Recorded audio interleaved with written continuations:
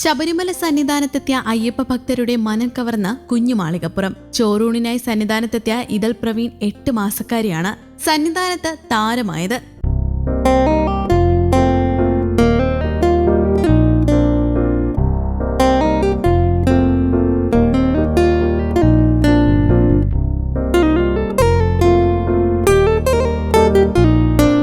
നിലമ്പൂരിൽ നിന്നും പിതാവ് പ്രവീണിനും മുത്തശ്ശിക്കുമൊപ്പമാണ് ഇതൾ ശക്തമായ തണുപ്പിനെ പോലും അവഗണിച്ച് ശബരിമലയിലെത്തിയത്.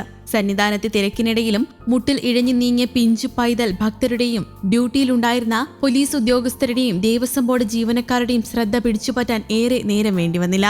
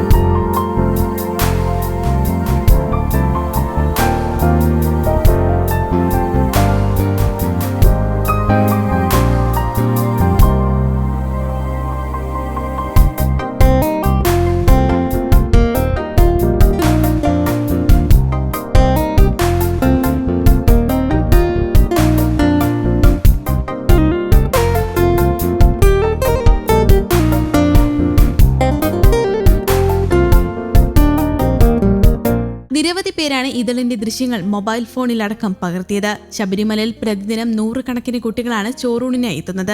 എല്ലാ ദിവസവും ഉഷപൂജയ്ക്ക് ശേഷമാണ് ചോറൂണ് ചടങ്ങ് നടക്കുന്നത്.